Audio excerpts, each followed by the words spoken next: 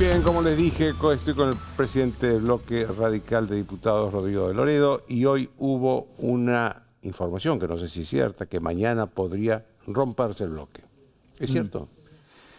Yo estoy trabajando para que eso no suceda en un contexto tan complejo de la política, con atomizaciones por todos lados. Le pasa al PRO, a la Libertad Avanza, al peronismo lo estamos viendo. Yo creo que como espacio político nosotros tenemos que tener templanza, tenemos que tener sentido de la responsabilidad y trabajar por la unidad. Yo estoy trabajando por eso. No está fácil porque hay como una fuerza centrífuga en la política que despide, digamos, las opciones que no se van a los extremos, ¿no? Ahora, hay como dos sectores en el bloque que para mí son minoritarios, ¿no?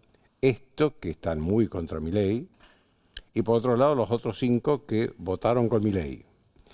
¿Cuál es su posición como presidente del bloque? ¿Está más cerca de quién está? Yo creo que nosotros como expresión política tenemos que estar del lado de un mandato que hay muy claro de nuestro electorado, que es un mandato de cambio, muy lejos de esto de el riesgo de volver hacia atrás, ¿no?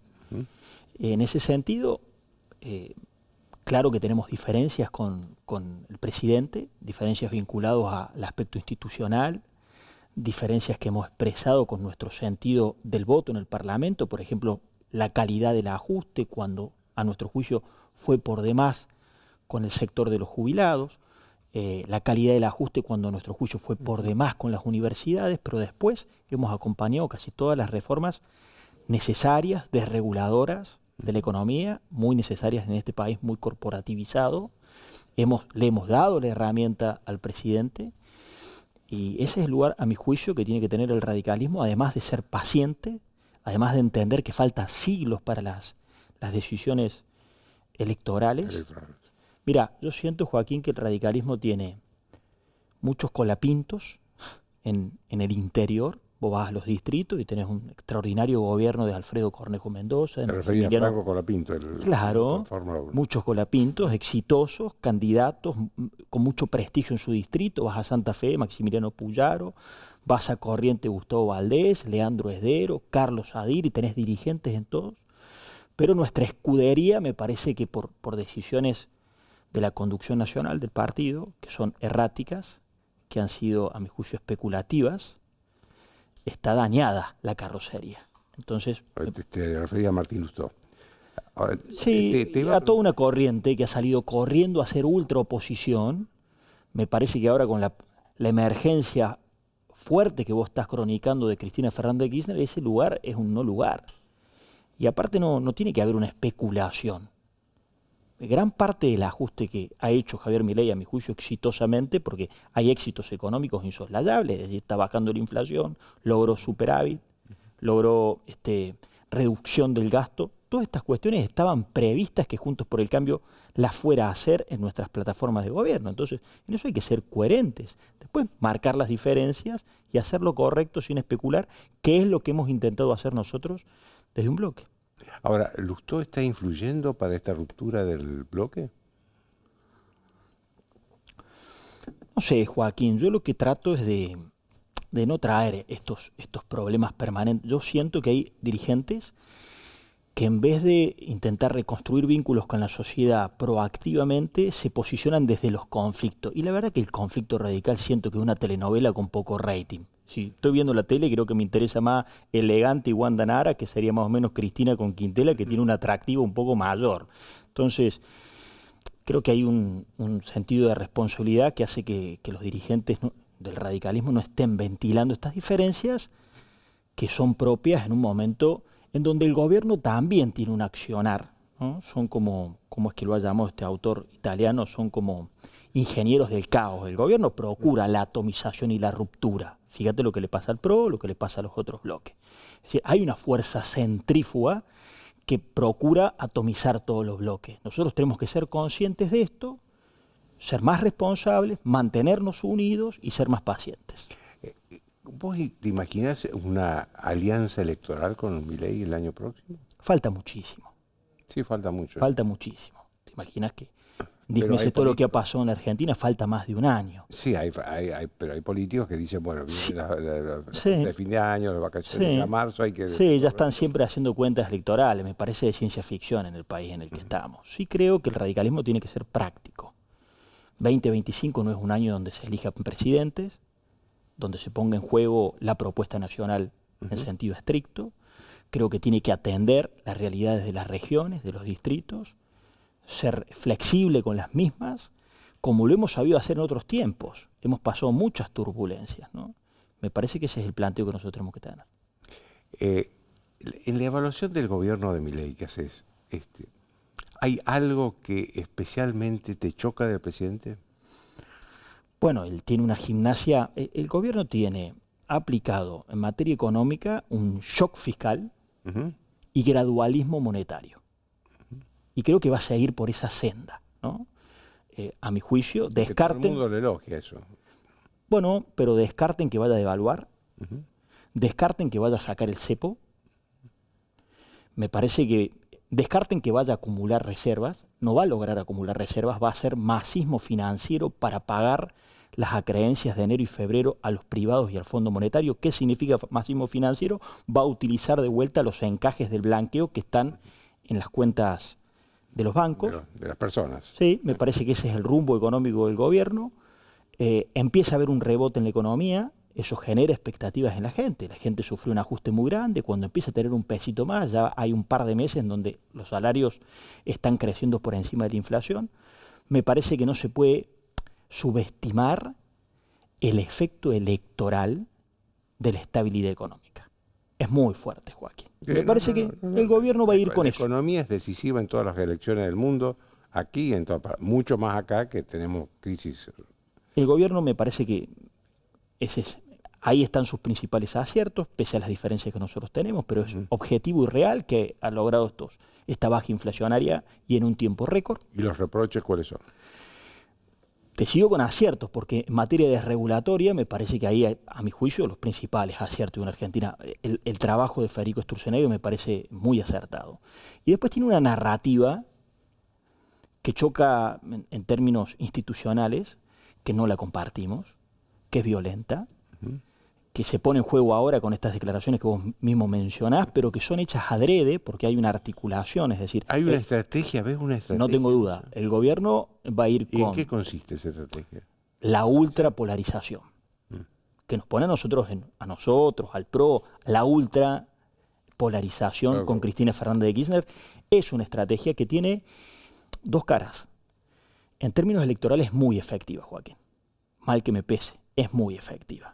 En una sociedad, que esto ya se está pasando en el mundo entero, mediada por esto, lo que un escándalo puede más que un argumento, una emoción puede mucho más que la razonabilidad, esa dinámica, esa como dice este pensador, que es algoritmo más ira y polarización, es muy difícil de salir de esas trampas. Pero ¿cuál es el otro costado de esa estrategia efectiva desde lo electoral? Ahuyenta inversiones. Por eso yo creo que el gobierno va a elegir ese camino, pese a que sabe que ahuyenta inversiones. ¿Y cómo no va a ahuyentar inversiones? Yo recién te escuchaba que vos decías, bueno, pero hay un miedo de volver al pasado. Si vos te situás a cuando Mauricio Macri pierde las PASO, hoy que lo escuché en la Bolsa de Comercio, un domingo, el día lunes el riesgo país pasó de 800 puntos a 2.100 puntos. Y las acciones de las empresas argentinas cayeron un 50%, una de las caídas más grandes de la historia de la economía mundial. Es decir, los agentes económicos que van a invertir, cuando adviertan el crecimiento motorizado por el gobierno en la estrategia exitosa desde lo electoral, que es la ultrapolarización, van a retener las inversiones en los niveles que la economía lo necesita. ¿Te la imaginás en ese cuadro a Cristina Kirchner candidata en la provincia de Buenos Aires? No lo descarto. No lo descarto para nada y creo que el gobierno, bueno, asume esos riesgos, que creo que Juntos por el Cambio también los asumió, porque es lo que más a mano tenés para cabalgar electoralmente. Es muy nítida la diferenciación. Basta ver los tuits que han cursado hoy. Le acaba de contestar Javier Milei a Cristina. Sí. Bueno, han estado hablando a través de la televisión o de las redes todo el día. Eso es muy exitoso. Yo creo que el gobierno sabe que eso ahuyenta inversiones. Por eso va a ir con estabilidad, gradualismo cambiario, va a continuar con ajuste y con el rebote de la economía, que es un pesito más, sin un crecimiento, va a tratar de llegar a las elecciones porque dirá, gano las elecciones y ese es el mensaje que le voy a dar al sector de la economía. El riesgo es muy grande, pero yo no tengo duda, para que el ciudadano que esté escuchando esto, yo no creo que esto se articule sentándose en una mesa o que haya un acuerdo abajo de no sé qué cosa. Es tácito y es de mutua conveniencia. Me parece que esta interna del PJ que tiene Cristina dura poco, porque está compitiendo contra el peor de los gobernadores que tienen los 24 distritos argentinos. Es un papelón. Claro. Bueno, acomodarán sus cargas. Sí, de hecho es la única provincia que tiene bonos, ¿no? Y Javier Milei la ha escogido como la rival perfecta. Ella tiene un resurgir. Entonces, ¿te imaginas con esta realidad y esta contextualidad? ¿Cuánto más aún tenemos que las otras expresiones políticas estar unidas, ser más sensatos, aguantar, hacer lo correcto, hablarle a nuestro electorado, argumentar las cosas que estamos haciendo y por qué las estamos haciendo? Porque evidentemente el gobierno va a ir por esa senda. Déjame hacerte una última pregunta. ¿Qué le aconsejarías vos a los dirigentes del radicalismo para salvar al partido? Porque veo que hay muchos analistas políticos, no yo, pero hay muchos, que están diciendo, bueno, a lo mejor estamos ante la agonía del radicalismo. ¿Qué le aconsejarías para que esto no suceda? Que es un tiempo para invertir, para sembrar, así como este discurso... No estamos hablando de plata, sino de invertir en otras cosas. No, invertir me refiero a que vos tengas un relato. Uh-huh. Nosotros en el bloque nuestro tenemos un relato que llegará el momento que lo podamos contar. Ahora es muy difícil que el ciudadano, la otra vez ponía un ejemplo, tenemos un accidente y está tu hijo por salir de la terapia intensiva, sale el médico, te quiere hablar de otra cosa. No hay margen en la sociedad argentina, está solamente pendiente de ver si le emboca o no la economía después de muchos años de frustración. Se está tomando un remedio porque hay una enfermedad crónica de populismo que tiene décadas en el país.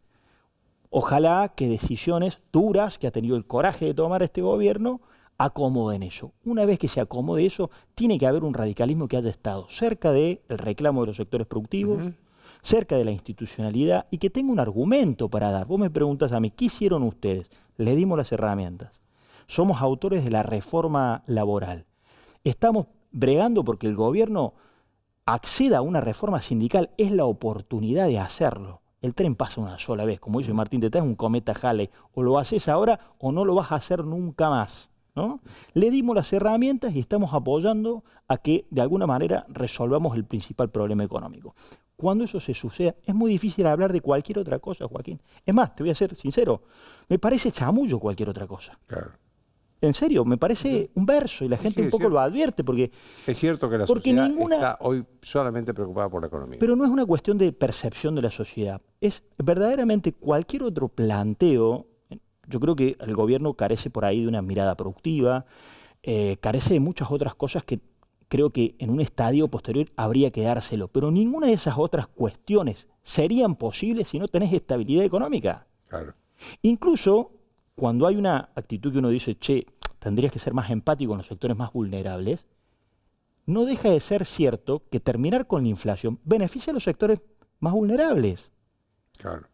Ahora se puso de moda por el premio Nobel de Economía Robinson y Acemoglu. Entonces salen... La importancia de las instituciones en la economía. Bueno, pero salen los abogados y los politólogos a hacer una lectura simplista, entendiendo que esos autores refieren a las instituciones típicas del republicanismo. Pero en realidad, esa tesis habla de instituciones vinculadas a proteger la propiedad privada, aperturización en el comercio internacional y estabilidad económica. Son instituciones inclusivas que mejoran la calidad de vida de la gente. Lo que sí recomendaría a esos autores es el último libro menos difundido, que es El pasillo estrecho, que hablan de la necesidad de tener un Estado que no sea elefantiástico, pero que no sea inexistente, claro. Lo dice Robinson y Acemoglu, sino que brinde oportunidades, que tenga justicia independiente. Bueno, me parece que ese es el relato nuestro, que hay que encontrar la oportunidad para darlo, y ahora tenemos que, objetivamente, trabajar para que le vaya bien al país. Esto que parece una boludez que te digo, Joaquín, al final del día, el arco político se divide en dos partes. Quienes quieren que le vaya bien al gobierno Después se pone a analizar, che, si le va bien, electoralmente estás complicado. Es un análisis de Si le va mal, segundo le va grado. mal a todos.